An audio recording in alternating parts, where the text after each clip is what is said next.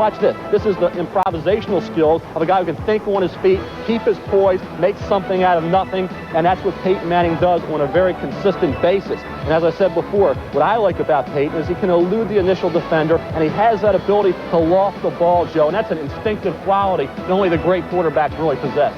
You know how big this draft is. It's not very often that we see the owners of the first two teams. That's right. Jimmy Irsay is going to bring the card up for the Colts here in a few seconds.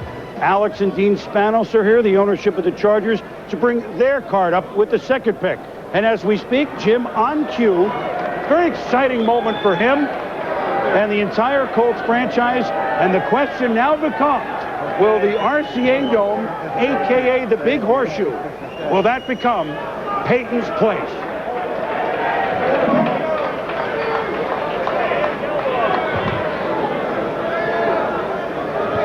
With the first pick in the draft, the Indianapolis Colts select quarterback, University of Tennessee, Peyton Manning.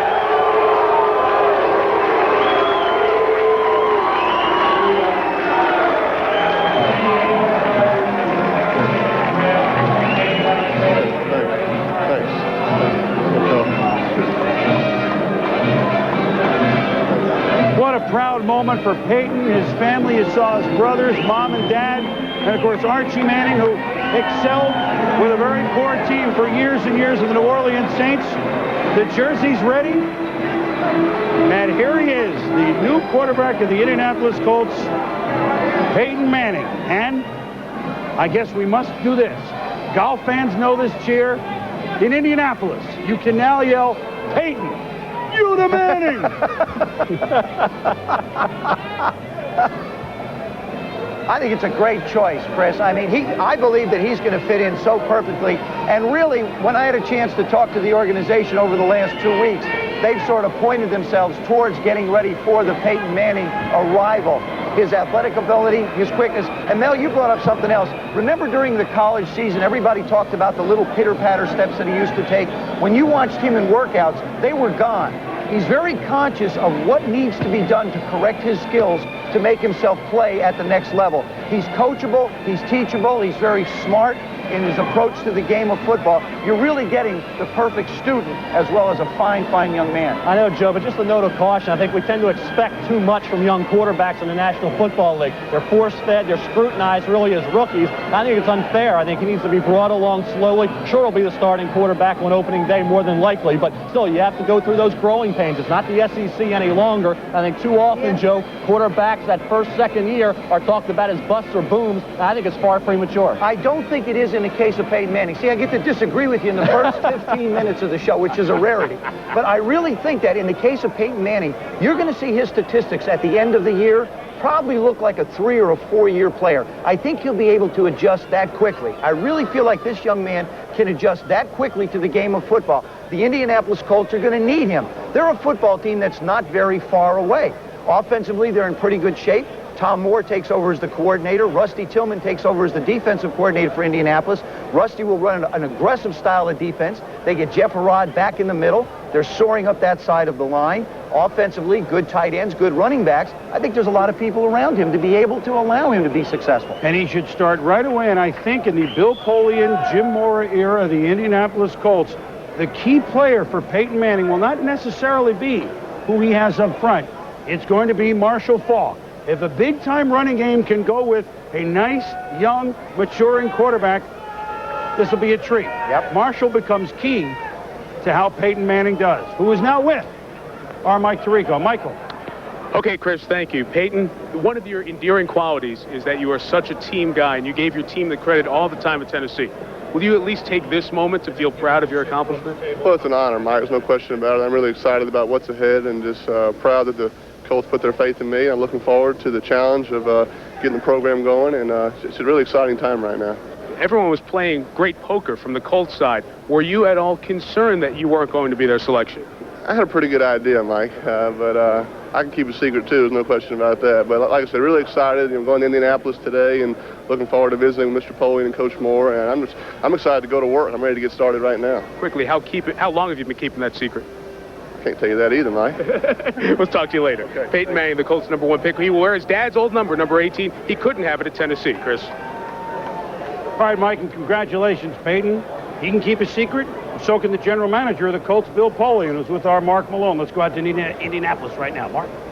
Well, Chris, we said that, or I said at least this morning, I wouldn't want to play poker with Bill Polian. He has kept a secret so well coming up to this draft. You and I spoke at length last night. You still didn't really indicate to me where you'd go. Tell me, in your heart of hearts, did it take you until late last night to really come down to this decision, Bill?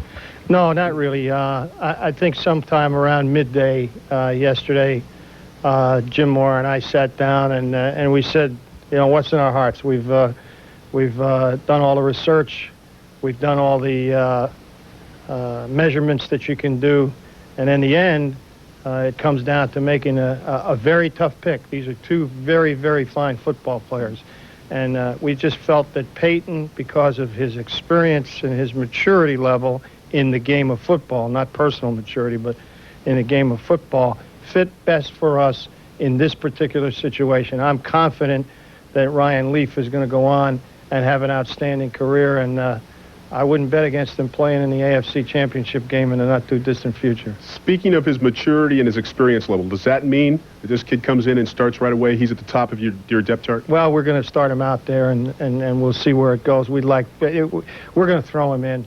Whether it's game 1 or game 4, I think is immaterial, but he's going to learn on the job, that's for sure. Well, Bill Polian has certainly put his brand on this particular franchise with a #1 overall pick, Peyton Manning, of the Tennessee Volunteers. Now, let's take it back to Boomer in New York. All right, Mark, thank you. So Peyton becomes now the 9th quarterback to be drafted #1 overall since 1970. Drew Bledsoe, the Patriots, 93. Jeff George, Indy, 1990. A fellow named Troy Aikman, who won 3 Super Bowls for Dallas in 89. Vinny Testaverde, the Bucks in 87. John Elway, 83, Baltimore, but of course never took a snap there. Steve Bartkowski, a very good quarterback, 75, Atlanta.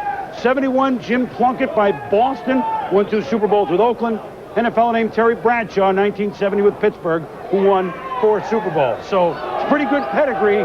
Peyton fits right in. Why is San Diego on the clock? They moved up from the 3 overall spot to the 2 spot, which was owned by Arizona, and they paid quite a price. They shifted first-round picks. It cost them a second this year. Eric Metcalf, linebacker Patrick Sapp, and Bobby Beathard surrendered the first-round pick in 1999. But they felt they just had to make the move. One position we just couldn't afford to wait any longer was a quarterback position. I think it was unique to us, you know, that right now, in the position we're at, we needed to address the quarterback position if we had the opportunity to do so.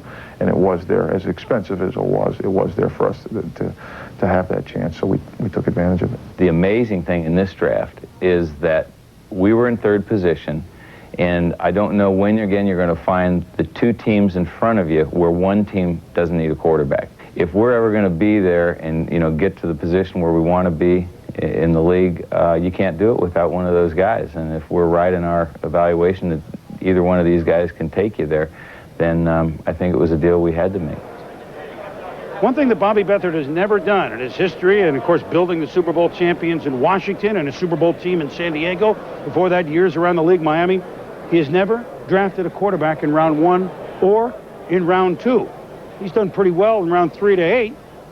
And back when they had drafts up to round 17, he drafted. And there's one of our favorites in the league, Sid Brooks, longtime equipment man, gentleman extraordinaire for the Chargers. And he doesn't know what to do right now. Who do we pick? He's Who also possibly could we pick? Gee, maybe it's the guy on the camera right now. I guess it would be, maybe we'll go out on a big tree here. Ryan Leaf, I think, is obviously a natural fit. I felt like each of these guys would be a natural fit for their football teams. The thing about Ryan Leaf is he brings a swagger to the game. There's an upside to Ryan Leaf that nobody's quite sure of because he hasn't played as much football as Ryan Leaf. He's got tremendous feet for a big man. He can back out, look left, turn and throw right, as well as any smaller quarterback I've watched film. And looking at a lot of it, I can tell you, he gets rid of the ball quickly. He moves very well for a big man, throws extremely well on the run. The only question you have is how long is it going to take for him to be able to be comfortable at this level? If you're going to compare him to one football player that's come out in recent years, he definitely would have to be compared to a Drew Bledsoe because he's that type of an athlete. Well, he moves a lot better than people would think. Oh, yeah. Someone at 6'5.5", 245, and it led the team to the Rose Bowl. and a bomber in the Air Coryell Dan Fouts mold.